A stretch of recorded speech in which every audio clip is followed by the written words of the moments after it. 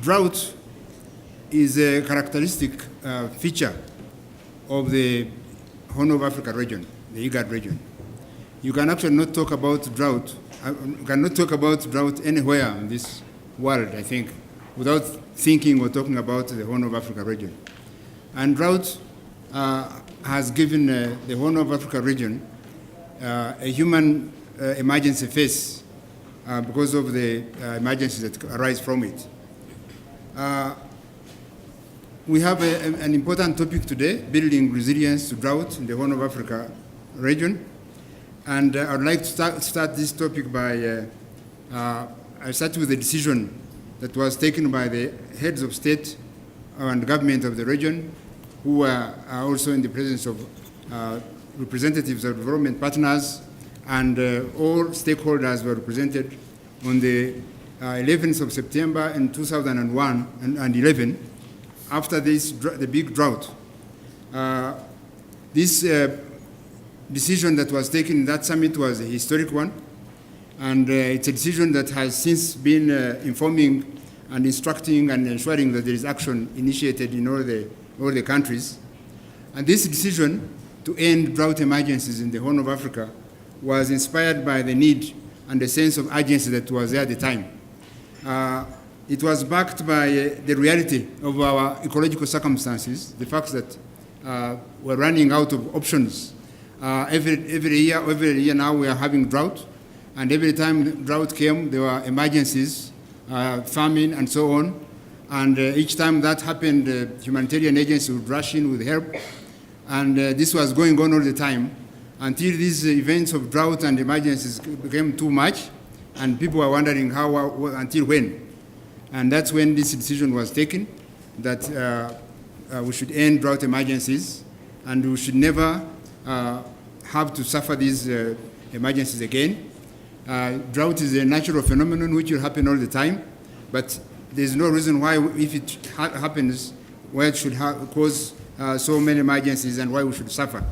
There were questions asked about the causes of vulnerability of our communities, and a proposal was based on the building resilience was made, and this was the basis of the decision that was taken at that time in September 2011.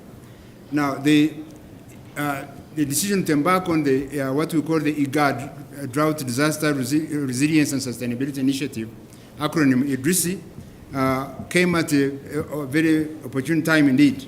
And it was an agreement by all concerned, the member states, the development partners, and all stakeholders. Practically, it was not only a political decision, but it was also a practical decision that clearly formed the breath of fresh air that had, because people had run out of options and what to say. Basically, it said we should be proactive and not reactive, not continue to react to emergencies, and combine humanitarian interventions with development, and have a long-term perspective in our interventions. We should work concertedly as a region, not as individual countries or as individual agencies, and work together in a manner that's coordinated. We should involve all sectors involved, and we should have the IGAD Secretariat was entrusted with the task of coordinating the implementation of this decision. Now, the first activity that the IGAD Secretariat did was to convene in consultation with all the stakeholders and to create what we call the Drought Resilience Platform. This Drought Resilience Platform is a mechanism of consultation by all concerned, member states, development partners, and civil society, and all practitioners that were active in the interventions against drought effects. And this Drought Resilience Platform has a General Assembly which meets every year once, and a steering committee that has members from all those stakeholders that meets twice a year. It has a platform coordination unit which is based at the IGAD Secretariat, and this platform coordination unit emphasizes programming to design intervention activities that will suit resilience. It has capacity building aspects that ensures this institutional strength and that will be required throughout the region. It has knowledge management interest to ensure that the information and knowledge in the region is shared.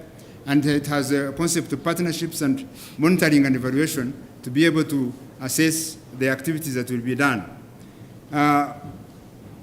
Soon after the platform was formed, the countries were all required or asked to develop a coordination mechanism in the countries so that in each country there would be a coordination center that would then connect to the IGAD Secretariat to form now an entire coordination mechanism for the whole of IDRISI. And these coordination centers are now active in all the countries, the 7 countries, and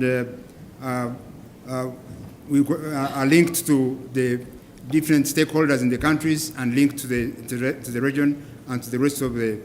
Now, as development partners have also formed what is called the Global Alliance, which is a loose association of the partners that are involved in supporting this initiative. And so the coordination is beginning to work.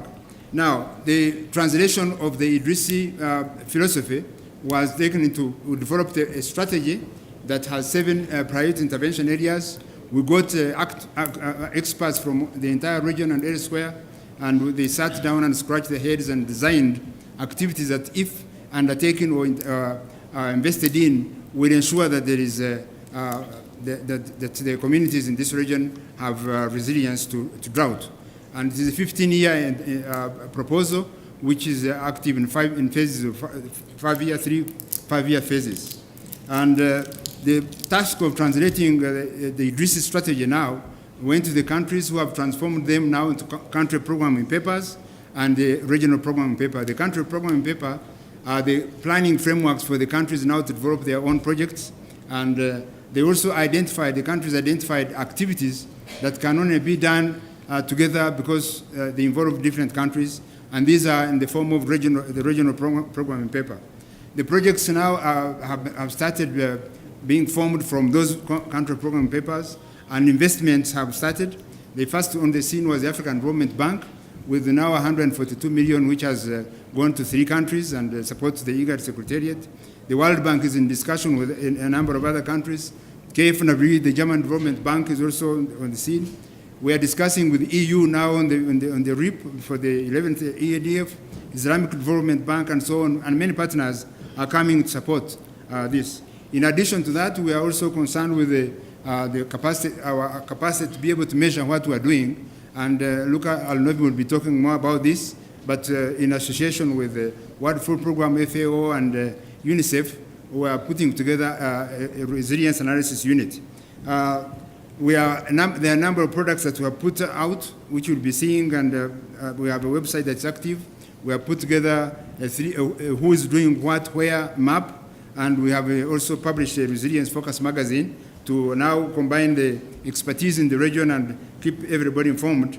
And recently we held a second summit on drought resilience in Kampala in March, the end of March, which was really a renewal of the marriage vows, if you like, and the commitment by all countries to continue to receive.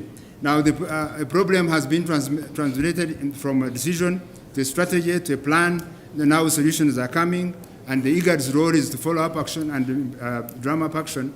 And whoever is walking will making go faster. Those who are running will make them fly, and those who are flying, we are happy with them. So with that, I'd like to stop. My time is limited, but I'm very happy to have been given this opportunity and to assure you that the Drought Resilience Initiative is in process, and I believe we are going to win. Thank you very much.